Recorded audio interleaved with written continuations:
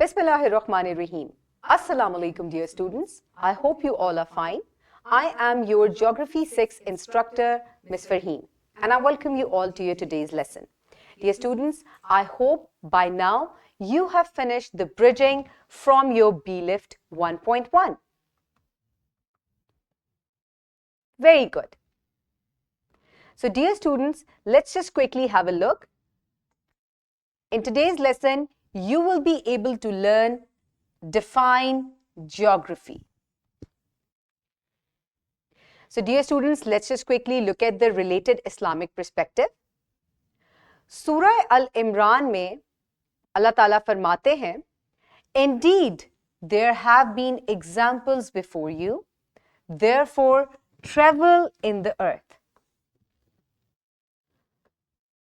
So dear students, हमारे लिए इस दुनिया में बहुत सारी एग्जाम्पल्स हैं पास्ट की जिनको हम देखकर जो है वो दुनिया को क्या कर सकते हैं, मुसख्खर कर सकते हैं, और ये हमें हमारे कुरान में भी बताया गया है. So what is geography? आज के लेसन में हमने यही डिस्कस करना है. ज्योग्राफी जो है ये दो अल्फाज का मजमुआ है, geo and graphein. Geo means earth and graphein means writing. ये दो ग्रीक वर्ड्स जो हैं उनसे मिलकर बना है. So that means that it is the writing of earth. So ये जो स्टडी है अर्थ की, इसमें बहुत कुछ आ जाता है. इसमें फिजिकल फीचर्स आ जाते हैं जैसे कि माउंटेन्स, प्लेन्स. इसके अलावा ह्यूमन एक्टिविटीज भी ज्योग्राफी में शामिल हैं. सो इसी बुनियाद पर we divide geography into physical geography, human geography and environmental geography. Physical geography focuses on the Earth's physical features, जैसे कि mountains, plains, rivers, deserts and oceans. इसके अलावा physical geography में Earth के weather और climate के ऊपर भी बात होती है. कुछ जगह बहुत गर्म होती हैं और कुछ जगह बहुत ही ज्यादा ठंडी होती हैं.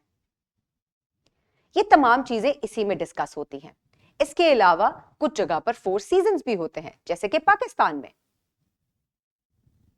Human geography is about how people interact with each other and also with the earth. लोग जो हैं वो cities में भी रहते हैं, towns में भी रहते हैं, villages में भी रहते हैं, और ये तमाम चीजें human geography में डिस्कस होती हैं. लोग एक जगह से दूसरी जगह ट्रेवल क्यों करते हैं, क्यों एक जगह ज्यादा लोग होते हैं, दूसरी जगह कम लोग होते हैं.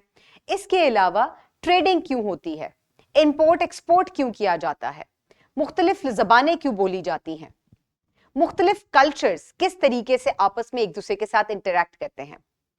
फिर आ जाती है environmental geography, which is the study of how humans and nature interact with each other. अब ह्यूमंस का नेचर के ऊपर क्या इंपैक्ट है, तो वो पोल्यूशन सबसे बड़ा हमारे सामने जो है वो उसके लिए सबसे बड़ा सबूत है. और फिर इसी पोल्यूशन को किस तरीके से कंट्रोल किया जाए और एनवायरमेंट को कैसे प्रोटेक्ट किया जाए, ये तमाम चीजें भी एनवायरमेंटल ज्योग्राफी में ही पढ़ी जाती हैं. So my dear students, I hope अब तक आप ज्योग्राफी के बारे में तो जान चुके हैं दैट व्हाट इज ज्योग्राफी, और फिर इसकी 3 टाइप्स के बारे में भी. इसके अलावा ज्योग्राफी जो है वो और किस चीज के बारे में बताती है आपको. Geography also tells you about the earth's history, यानी कि अर्थ कैसे बना था और फिर ये अब कैसा हो गया है. It all comes in the geography. Millions of years पहले अर्थ कैसा था, अब अर्थ कैसा दिखता है, it is all discussed in the geography. So my dear students, after this you will complete the formative check by the end of B-Lift 1.1, and then you will move forward towards your workbooks. You will complete the formative check in your workbooks, and your teacher will also assign you with the homework. I will see you in the next lesson. Have a great day. Thank you so much, and Allah Hafiz.